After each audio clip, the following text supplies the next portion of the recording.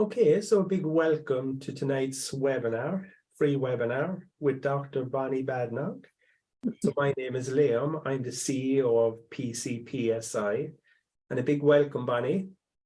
Well, it's good to see you and good to see all of you out there. It's wonderful to be back together.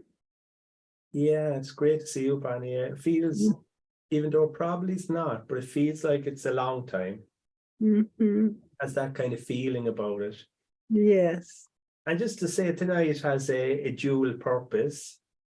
It's very much about integration. The people that did last year's webinar series were very interested to hear how you're getting on with, the personal, professional integration of the material. So there'll be plenty of time to discuss that tonight. But we'd also be very welcoming of people that are interested in doing the program starting on the 20th of July. And Robert, if you get a chance, you might put the link up. If anybody hasn't purchased the ticket yet, if you follow the link, you'll be able to purchase a ticket. I'll just do a few practicalities, Bonnie, before we start. The usual, anybody having any tech issues, what we suggest is that you log off, log back on with the link provided. And if the link still doesn't work, you can give us a shout at info@pcpsi.ie. The schedule for tonight, Bonnie's going to start now shortly, and Bonnie's very graciously agreed to do a meditation to start, which I think is a great way of beginning. Then there's been a lot of requests for a recap on inner community. So Bonnie will do that for maybe 10 or 15 minutes. And unusually, nobody has sent questions in advance, which is good as well, because there'll be more time for people to come on live and interact with Bonnie. Or again, if people want to send questions in through the Q&A function, you're welcome to do that as well. But if you do want to come on live, what I need you to do is, under the reactions button, press the yellow hand, and then I'll call out your name. You come on, what you need to do is turn on your mic and turn on your camera. And just to say that a big thanks to Robert. Robert's in the background keeping the show on the road, so thanks, Robert. And just to say, tonight is a free webinar, but if anybody is interested in getting CPD, which is continuing personal development, you can purchase that. And Robert, when you get a chance, you might put that link up as well, please. And I'll call out these dates at the end as well, but just to say that we have another 2 integration webinars on the 18th of May and on the 1st of June. And again, we'd really kind of encourage people to send in questions so that we'd have questions in advance. So feel free to do that. Okay, Bonnie, so I'm going to hand over to you and you can take it. All right. Well, it is wonderful to be here. I know, as we are farther away from the experience of last year, for those of you who were there, so much begins to crowd in and crowd around us as far as new learnings and just life in general, that it's pretty easy to lose the thread of what it is we were working so hard to try to get, into our bodies, mainly, into our way of being in this together in this way, and to be with others, both in personal life as well as in our practice. And so it just seems like it's wonderful that we get the opportunity to kind of refresh that regularly. And I'm hoping that those of you who had listening partners for last time are continuing maybe that relationship, so that it's possible to, again, deepen more and more into this until it just becomes a way of being in the world, which takes a long time. I mean, our brains are so pushed in that more left hemisphere direction. So when Liam and I were talking about today, it seems like it might be lovely if we begin again with our meditative practice, because it encourages us to leave wherever we were before this, the busyness of the day, depending on where you are around the globe, you're in different parts of the day and all that kind of thing, but to just kind of come together, come back into our bodies, and then begin to come back into a sense of opening into a more non-judgmental space, which takes a lot of practice to enhance, for sure. So let's just begin that way together. And so I'm going to just let my eyes go closed, and you may want to do that too. And My feet are flat on the ground to kind of balance my body here in this chair. And then just noticing neck and shoulders and arms and hands where they would like to settle. And then inviting our awareness to drop down to our feet or whatever part of our body is most associated with the earth right now. And from there into the earth itself. And then just sensing any way that we can in this moment, the relationship between our living body and the living body of this earth that sustains us every day. And just resting there for a moment.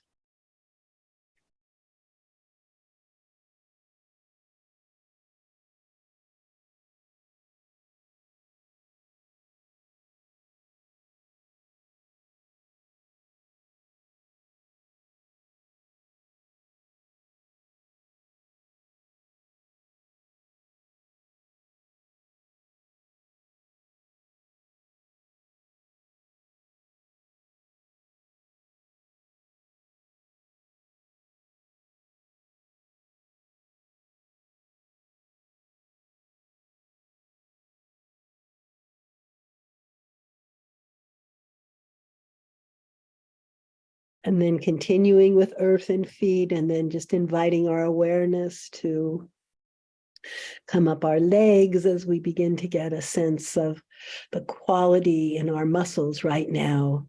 Come just arriving, not seeking to change anything, just arriving and listening, welcoming whatever's there.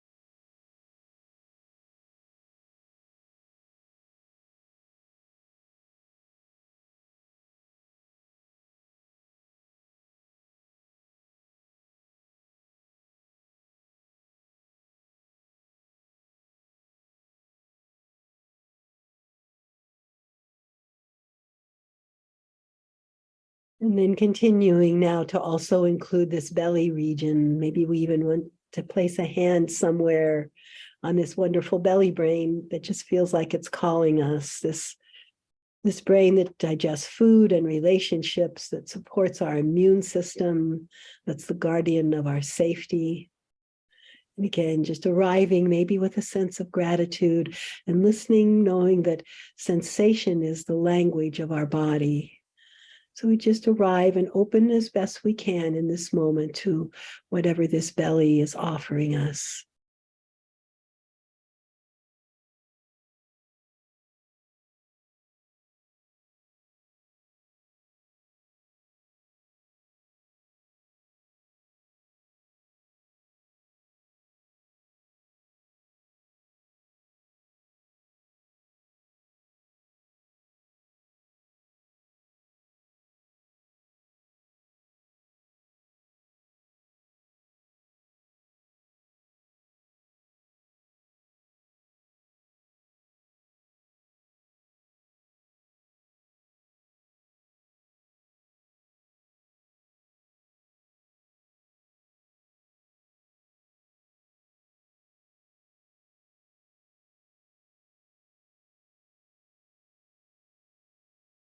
Now continuing on up to also include the heart and the chest area.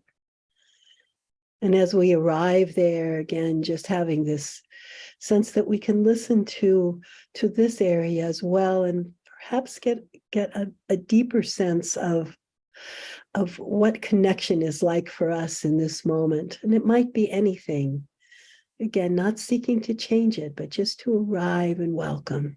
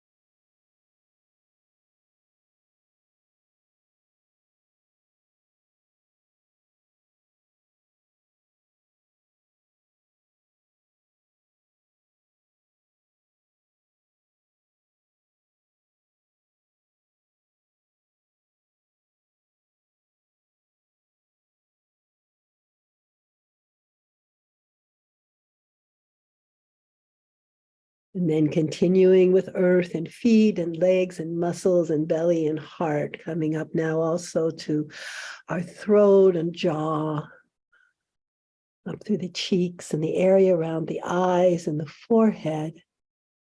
And again, just arriving to notice what's happening there right this minute. Nothing better or worse, just what is in the moment.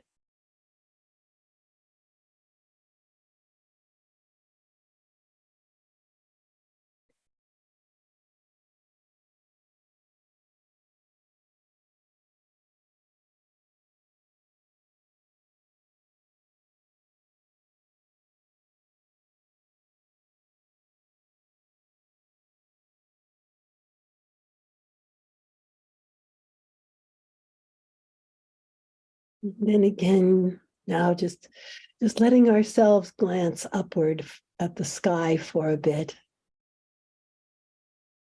Just sensing how this vastness above us is paired with the solidity below us, and how these two hold us at every moment and are such wonderful resources for us.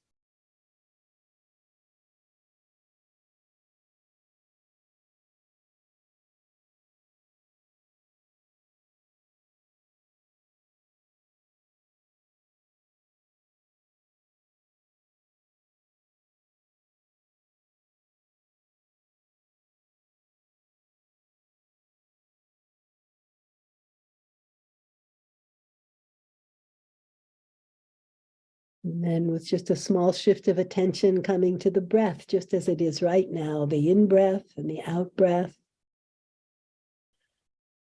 Perhaps sensing how this breathing entangles us with all the green things on our planet. That we offer breath to each other and breathe together all the time.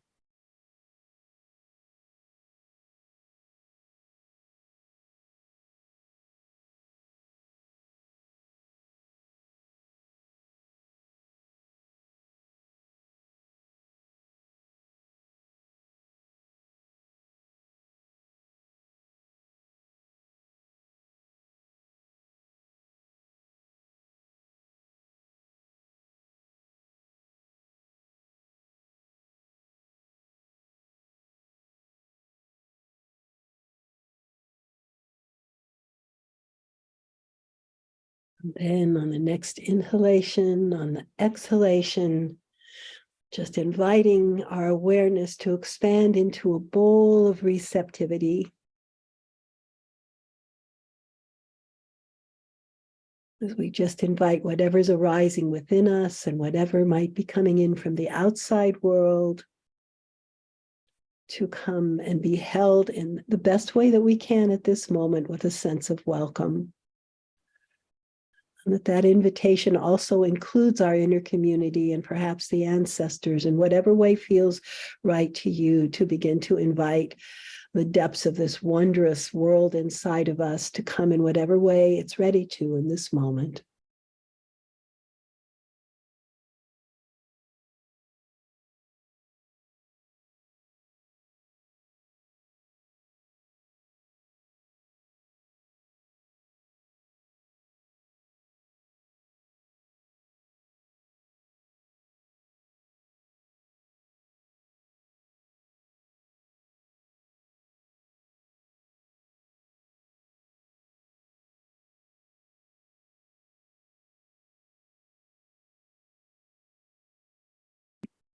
Then in this little deeper place where we've arrived, just noticing if there's a word that wells up that might capture some part of what we're experiencing right now.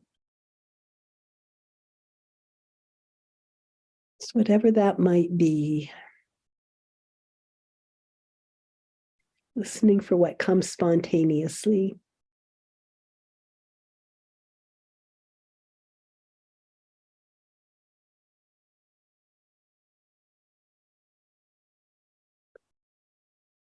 And then slowly, slowly, we begin to again expand our circle out to include all of us who are here and everyone who might ever see this integration webinar as we begin to come back out into outer awareness. And Robert, would you open the chat so if anyone would like to put in the word that came to them, we can kind of share together in that way. It would be great. Gratitude, making safe, heartful, anticipation, healing, content, ease, confidence, slippery excitement, worth, connection, musical, calm, warmth, security, expansion, whole. So thank you for sharing, all of you, calmness, that again, this wide variety of experiences that come forward for us when we make a little bit of room for having a way to really listen deeper inside. I'm always grateful to do this practice myself. And I was noticing I was getting an image while we were doing that of the roots of trees and the mycelium and all those connections underneath, but I could as easily have been anxiety, or someone just put mess in there. There's room for all of that. There's room for every bit of it. So thank you all for doing that. We think of the integration webinar, and we'll talk about some information, and we'll do all of that. But I think that there's a way of, as we, what do I want to say? A way of, as we do this practice again together, that there's also the integration of the actual experience of coming into connection with our bodies. And then from there, also being aware that we can open in a more and more agendaless way, a more and more open way to whatever is there, and receiving a broader and broader array of inner experiences within ourselves. So this too is part of the integration, I guess, is what I'm saying. It isn't just the information, but it's also these experiences too. So it's lovely to share that with all of you. And Liam, I think you were saying that there are people that would like to hear some more about inner community. And so we can start with a little review of that. And then it'd be great to have questions arise from that. But also, we would love to hear how your own integration is going. Are there any areas where you're struggling that you'd like to talk about how to work with those areas? Are there experiences you're having with your people or with your family or whatever that you're knowing or touched by some of this work that you're engaged in? And just all of that. It would be lovely to have some on here. You can also pop questions, I think, into the I guess it goes into the Q&A for questions. So peaceful connection comes in here too. Right now, I see in the chat. So inner community. I've been doing this kind of work since the 1990s, and have found over the years that what it fosters is a deeper sense of harmony and peace and compassion inside than any other kind of work that I know. Not that there isn't value in every kind of work we do, of course there is.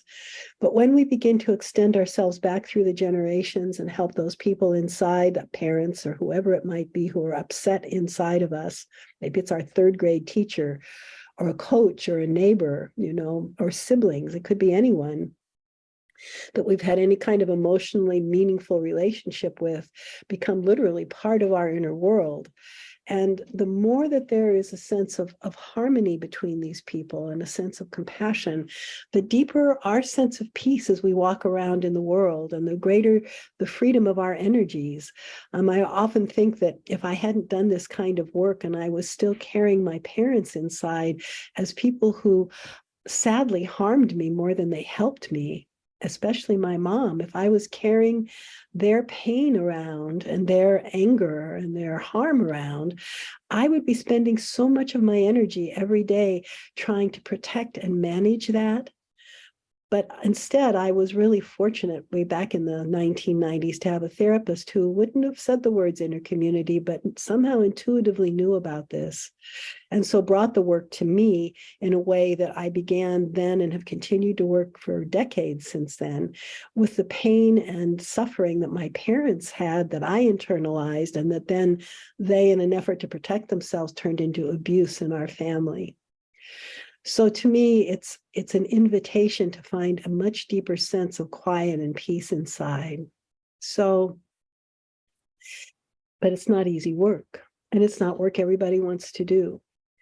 But if we go back to kind of thinking a little bit about how it is that we have these inner communities, that may help us get a sense of a little more of what we're talking about. So, because I'm imagining some of you that are asking questions about it are wanting to go back and look at the neurobiology involved. So we come into this planet and we are held by people who are taking care of us, maybe not well, maybe very well, but still we're in contact with others. And we have inside of us mirror neurons and resonance circuitry that mean that we are literally encoding the presence of that other person in the state that they are in, side by side to the experience that we're having. So let's say I'm a little one, and these mirror neurons are online immediately, and then the resonance circuitry becomes more and more mature as we develop until I don't actually know when we could say it's fully developed. Maybe it's always in development, but certainly by the time we are about 3 years old, we have enough development that we have a great deal of complexity in our system and are carrying a rich array of people inside of us. And then we continue to develop these communities ongoing. So let's say I'm a little one and I am fussing in my bassinet. I'm uncomfortable. Nobody knows quite why. I certainly couldn't give it any words, even if I had them. I just know I'm uncomfortable. And so I'm fussing. And there appears over me this beautifully loving face of a parent, mother, father, maybe it's even an older sibling. But what I'm met with in my discomfort is someone who sees me and is curious about what's going on for me and wants to help. And maybe we could say the word love, has a love for me. So in that moment, I'm having my discomforting experience, but I'm also internalizing this sense of someone coming to meet me, someone coming to help me, but someone who cares about me, and I can feel that. So now I have not only my experience, but I have the encoded experience of this other one who comes. And even though that person may not know right away what it is my diaper wet? Am I hungry? Do I have a tummy ache? Am I just lonely? Nope, may not know. But their open, warm curiosity toward me is giving me something very wonderful inside of me about my value and my worth and the safety of this world that I've been born into, even while I'm still uncomfortable. I'm taking in reassurance about my value, but also about the goodness, the relational goodness of this world. That becomes permanently a part of me, that experience. So then let's say the person is able to figure out what's up with me and comforts me, and we just kind of join together in this really peaceful kind of way. Or let's say what's going on for me is an earache, and nothing anybody does is going to make me more comfortable right now. I'm still taking in my value and worth and the goodness of the world, even while I am still in pain. I know something about this because my daughter had very severe earaches for quite a period of time when she was very, very young.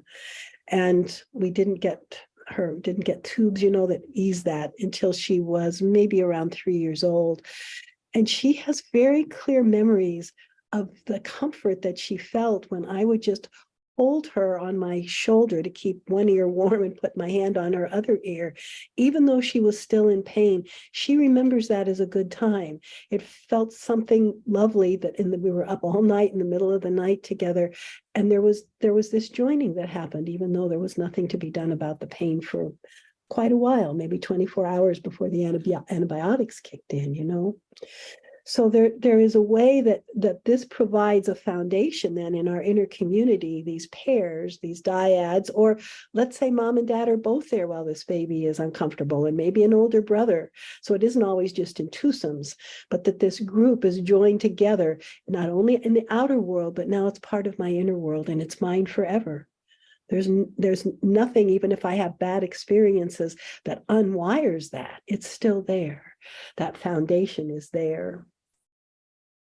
Now, maybe that's not how I come into the world, though. There's also possibility that I come into a world, and let's say I have a parent who's very afraid of having a child and whose own childhood experience was one that was filled with fear. So the idea of now being a mother, a father, whatever for this child is very scary. And so I fuss, and this face comes in that looks anxious and worried, and it doesn't even in her body or his body feel solid enough for me to have a place to land. Then now we have my discomfort, whatever was going on initially, is coming in and is joined by the discomfort of another person, and by this mom or dad. And so now there isn't any settling, and there isn't that good feeling, but there's the sense that perhaps there's something wrong with me, that I'm not desirable at that time. Perhaps there is something, what do I want to say? Perhaps there is a sense just of anxiety in my body, coupled with the anxiety of the person who's there with me. And so now, again, there's no settling, but there's a sense that there's something wrong with me or the world, but that things don't feel really safe and don't feel settled and gentle. That too becomes part of me, becomes part of what I anticipate the world will be like. And so this is really an really important thing to sense how big this is when we're brand new on the planet, when we don't know what to expect yet, when we are just getting a sense of our worth and value, when we're getting a sense of how we'll be met. And so this inner community that begins to develop really early on is setting up what we could call a perceptual lens for how this world will be for me as I move on in my time here. So for most of us, we have parents and others around us who are variable. Well, not for most of us, for every single one of us. So it's often true that I don't have just one mother or father inside, but maybe I have a whole variety of experiences, that sometimes that mom face or dad face comes that is so loving and caring, and that becomes part of this dyad. And then other times, there's things going on in their lives where they're upset and distracted, and they just very perfunctorily change my diaper and feed me, but they aren't really present with me. So then there's another dyad inside. All the same people, but different felt sense experiences. So we have these inner community clusters. So we have some that are feeding us in this beautiful way that give us the sense of hope and goodness and all of that. And then we have others that we can call, by our definition of trauma, anything that can't be digested in the moment then becomes part of our subcortical and embodied experience. It gets sequestered there to await healing. So we have then some dyads with moms and dads and siblings and all of that are also there in that kind of waiting room for healing. And that's a lot then of the work that I feel so blessed to do, is to be with these that are caught here and that are carrying some kind of pain and fear that couldn't be digested, and that now can come forward, and we can work not only with the part of me that had that experience, but also with the inner one. So if the parent, the mom, let's say, comes to me and is very distracted, or the dad comes to me and is angry, or however that might go, that person is away from their inborn natural humanity, which is to connect. Something is bothering them. It may be something in the moment. It may be something from their history that causes them to not be able to really be present. But something is bothering them that they can't access what's most natural for us, which is this coming together in empathic, caring ways with each other.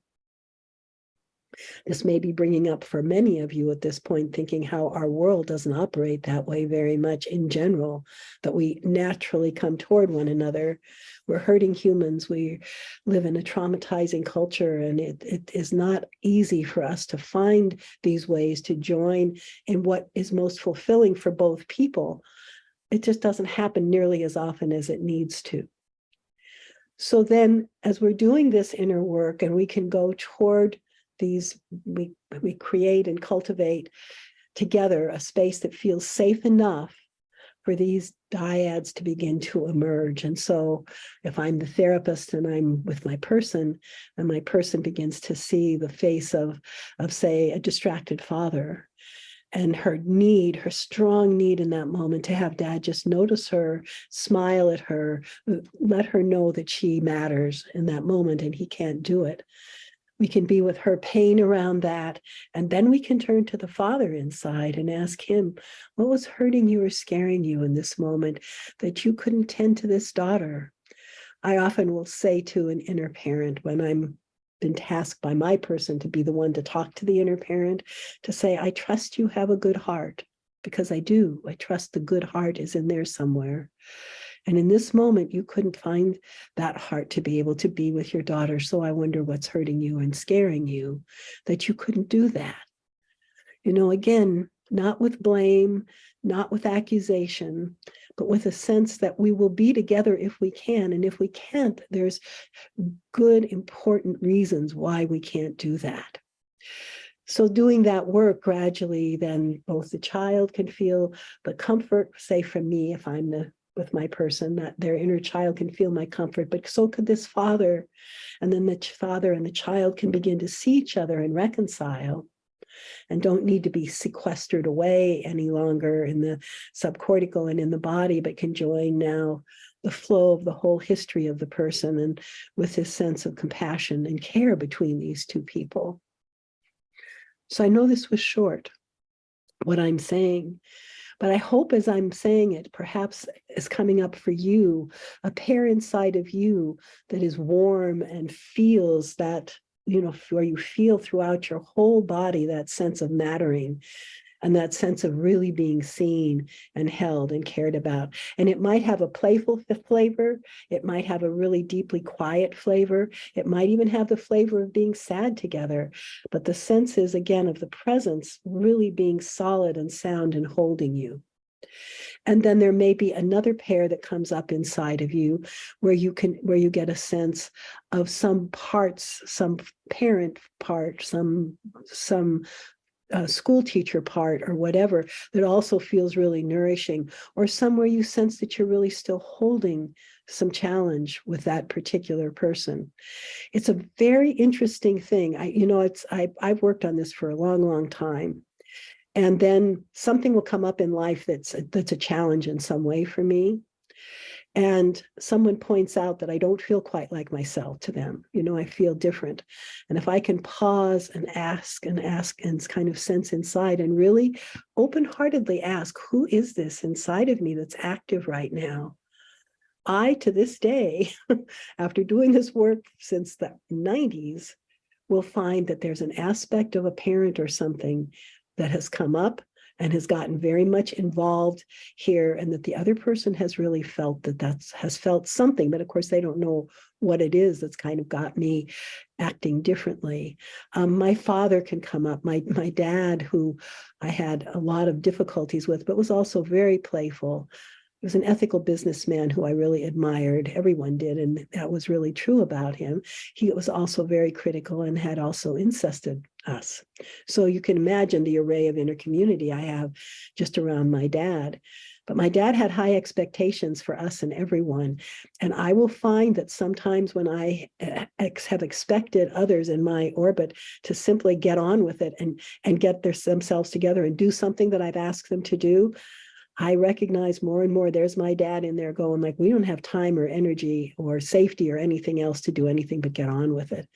And I can come off that way at times. And I am so grateful when someone tells me you don't feel quite like I expect you to feel to me, you know, so that I can be with this and move on in this way with deeper healing, I hope, until I take my last breath.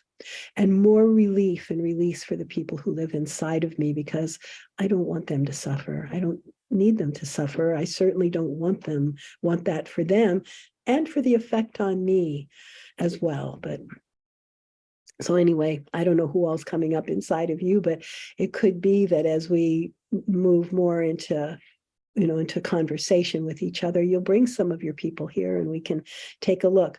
Also, if you have more questions about the neurobiology of all this, about how to do treatment with all this, please feel free to come on and we'll chat about all of that as well. So how does that seem, Liam? Was that a good enough beginning?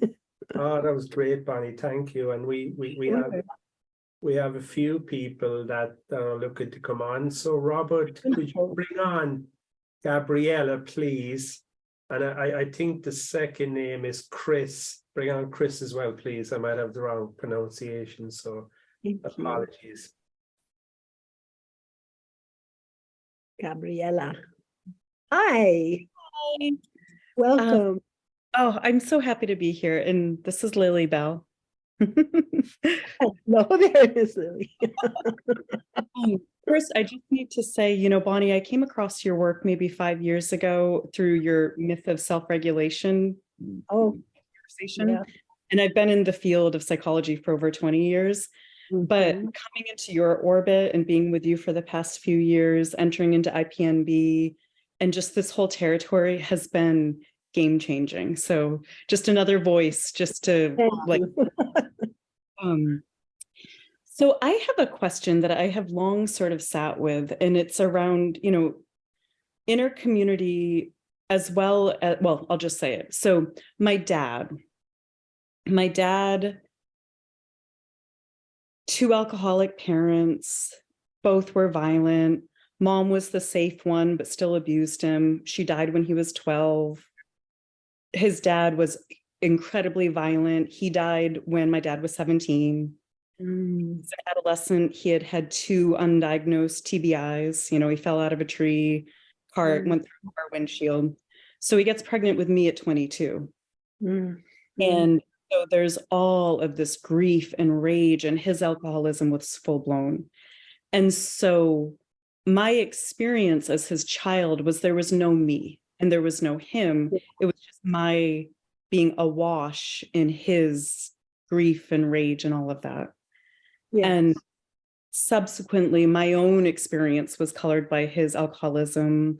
And as an adolescent, my own forays into, mental institutions and suicide attempts and, multiple rapes and, like my internalization and of his trauma, but also my own lived experiences. Yes. So here we are, nearly 50 years later, and I have very limited contact with my dad because at this point, I believe he's developed a mental illness. He's very paranoid. He's still actively drinking. And sorry. And thank you. I mean, it's an ongoing relationship that I feel unsettled in now that he has congenital heart failure and there's, his health is in decline. But for my entire adult life, I left home at 14. So it's like I've been out for a while. But anytime I would come into contact with him, it would be the anticipation, my sympathetic nervous system would be anticipating the fallout of when the craziness would come out and he would go into attack mode. And so that's been the entire relationship. So I'd back off, no contact for 6 months, a year, 2 years, contact, And my question is because, there's a lot in here that I continue to work with, but I've been in this sort of holding pattern of either, kind of waiting for him to die and wondering what that will be like for me. And then the perennial hope of what can I do to mend this? And because I was parentified so much by both of my parents, anytime I would come into contact with them, I would overly empathize and sort of want to be the one that could hold for them. But when neurobiologically, I'm curious because I get that the seeking of safety and the subcortical relationship that happens between he and I, there's the part of me that wants to communicate, oh, I'm safe, Dad. I understand that the agony that you've gone through is just indescribable. Yet that pulls me into that child trap of being parentified and feeling like I'm carrying the burden of his pain. So I don't really know how to orient myself to relating with him. And there's a part of me that would like to before he dies, but I don't know. Does anything come up for you here? I know it's a big question, but. Well, it's a very common question because so many of us were in the position, especially if we wind up in therapy, we're in the position of really trying to regulate our parents enough to survive because of, in households like that, the danger is constant and ongoing, and no one is tending to you particularly in any, decent way at all. So for me, where my heart is going right now is to your little girl, to your parentified girl. Underneath the parentified girl is an abandoned girl. And those two are where I would, if your sister, if you came in and were saying to me, where do we start? I would say, I don't know as well as you do, but here's what I'm thinking. And what I would be thinking is I want to be with these little ones until they settle, and especially with your abandoned child and terrified child. I mean, there's a whole community of little ones in here. The parentified child is the protector, trying somehow to make it safe enough for these little ones who have nobody to survive. This is where I'm imagining we would begin, is with them. And as they begin to settle and feel bonded here, so in their terror, their eyes are turned toward dad, toward whatever else is going on in the household, feeling the terror, feeling the loss, yearning, aching. And over time, as we get to be more with them, their faces will gradually turn away from that family and turn toward maybe your adult self and me. And as they settle here, then we still have, a raging, unable parent over here who is now also you, lives in you. It's not dad out there. That's in. So only when those little ones feel like kind of clustered around us and safe do we turn to dad. Now, every once in a while, I'll be with somebody's system who directs me directly to those parents first, and not from a child place, but like until that calms down, I can't let these little ones get close to you. Because they'll be exposed to him. I can't do that. So I need you to go talk to that father first. So that's not about having compassion for him. That's like, it's too dangerous in here. So I'm not saying it always goes this way, but most of the time, the work with the little ones will happen first. And then once they feel like really settled and not so connected to that anymore, even though it's right here and it wouldn't take much to stir it up again, then we turn to the father. And when you say turn to the father, meaning relationally in real time, like how do we relate? Relationally in real time inside you. Inside of me. That we go to that dad and be again, what's hurting you or scaring you? I know your life was hell. Right. Because anytime you've made those references, I'm like, I feel like I've been so awash in the awareness of his agony that it's been overwhelming. So I'm like, oh, I don't want to go there. But for what you just said, I get that. The abandoned one and the terrified one and whoever all is there, we can't know who all is there. There may be rage, there may be all kinds of little ones, but the parentified child. So I know in therapy, sometimes it feels like, well, I just need to deal with a parentified child. She's a protector. She's not the core of the little ones. She's a protector that was trying to help.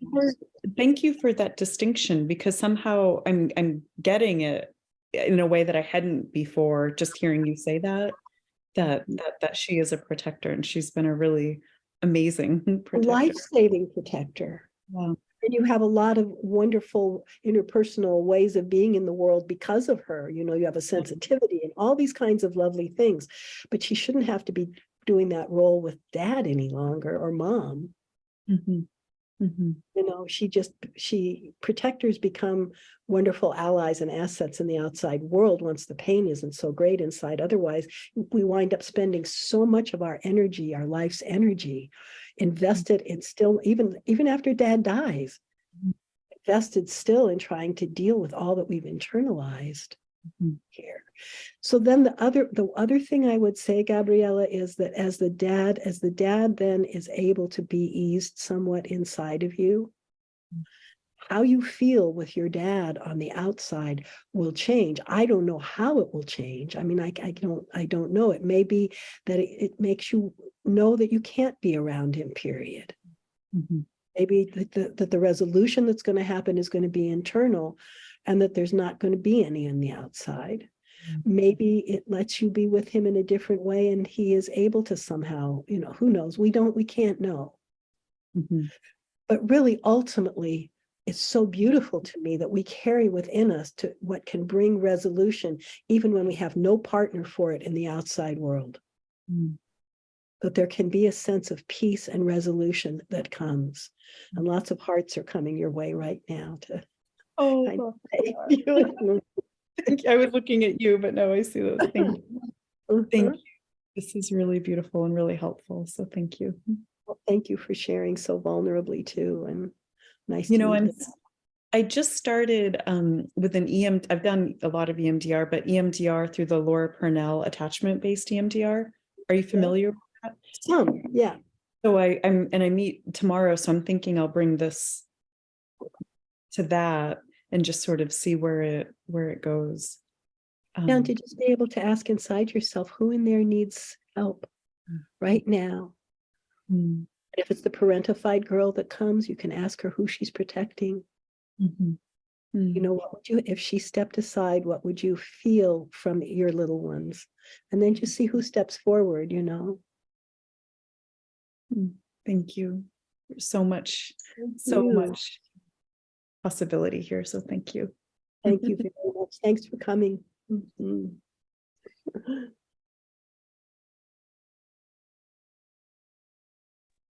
Hi, Cree. Hey, Vani. Hi. Hey. So in the last year, when you were talking about working with some of your people, it came up maybe 2 or 3 times, this image of like this black hole. And that's a place where I've been working myself. And so I'm curious to hear a little bit more, while also recognizing that the conversation that you just had with Gabriella is in that territory, right? Because from the teaching, I understand how if any kind of emotions arising in me makes my grown-ups disappear, that there is sort of that sort of like sucking vortex kind of situation, and like nowhere to go, nowhere to land. Not only just absence, but like a sense of fleeing away. So I like intuitively can have a sense of like, okay, how that got created. And so there's something in me, I think there has been something in me around confusion around like native parts and imported parts. Because if my grandmother's body, who had a black hole, made my mom's body, and then there's more black hole that had my body, right? Like if my body is made out of a body that is a black hole, that has a black hole in it, right? Black hole is native to my body. But something in me is like, wait, no, that's not me. You know what I mean? Yeah. So both part are of probably true. Hmm? Both are true. It is you and it isn't you. It has become you. I mean, I always, because it's our nature to be connected and warm and relate to each other. I mean, that's what's built in, genetically endowed as human beings, is this capacity for care. It's not there when it gets interrupted by not being met and received. And the earlier, the more deep those wounds are. So when we're talking about your native part, it's like, so mom is here. I know we've got grandma's inside mom, and mom is here. You show up, and as babies, we show up outward bound toward the parent, expecting to be met. That's a lot of vulnerability. That's you in that moment. I'm here. And now mom, with grandma inside, comes toward you, and what you see in her eyes is black wholeness, however that manifests. But you feel this sense that not only is there nobody there, but it's trying to pull you into annihilation or something, whatever that feeling is. That's being imported into this child who's like, I'm here. But it's at such an early stage that what you experience is, now this is your black hole, that's mom's black hole, that's grandma's black hole, that who knows how long. That's also true, that's all of you in this family line are carrying this. And that's why we need each other, because at that point, what all of them need is the face of somebody else and the heart of somebody else that says, let me be with you right next to that black hole, and let's just put our toes in together and see what happens. Let's bring some warmth into this place. Let's be curious about what the pain is that goes back through the generations, that keeps creating this sense of just being sucked into this non-existence. And I'll continue to exist and be here with you no matter what. And then that person begins to be imported into you as another imported part that stands next to the black hole with you as a solid orienting presence. And then we can be with this black hole little bit at a time. Otherwise, the pain's just too much. We have to go slow. But it's that bringing in of that third person that can be the solid one, and who's not afraid of the black hole, and whose black hole it isn't. I mean, your black hole doesn't have the same effect on me that it does on you. I can be close to it with you without it feeling like it's going to swallow me up. Unless I have my own black hole, and then that's different. But, if I don't, then I can stand there with you and be with you, and we can do this together. Is this helping at all? Yeah, this is right where it is, and just the awareness of how rare and precious it is to find somebody who can stand beside a black hole and not be scared. Yeah. There are a few people I'm blessed to be connected with a couple people, 3 people. That's all you need, sweetie. I mean, it's lovely to have 20, but just that the steadiness of 1 or 2 or 3 people makes a huge difference. And I am appreciating what you were saying with Gabriella about how easy it is. Like, I definitely have situation in my life where there's black hole, like where I am in cross ping with other people who have black hole reality as part of their embodied ecosystem. And so it's like, you're saying like it doesn't take much to like, and that's true. It's so humbling. Yes. And so I'm wanting to be in the fullness of integrity and truth and recognize like, yeah, I got some stuff to work on here. And also something fierce rising up and be like, and this isn't the whole of me. And it's not, it's not true that the whole story of me is my energy is a sucking black hole. It's like, there's a whole lot more actually going on. Yes, absolutely. There's so much more to you too. And I think that's one of the things about the inner community perspective is we do begin to be able to step back a little bit and see the gifts we've received. Like I've got a great 5th grade teacher in there that saved my life, who's a big part of me too, just as much as these other things are. People show up from the most interesting places to be with us, Mm. It's good to see you. You too. Thanks. Bye.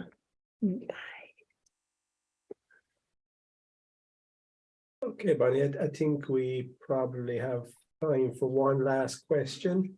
Sure. And the question is, could you say anything about what gets internalized when there is neglect / absence rather than abuse? Yes, and I can say something about that. And what I would even change that sentence a little bit and say, when the form of the abuse is absence. It is a very quiet and devastating form of abuse and of trauma to have our deepest needs not met, and our deepest need is for connection. So one of the things that happens when parents are simply turned away from us and they can't almost acknowledge us, we develop a sense inside that is excruciatingly painful of not existing when we're very, very young.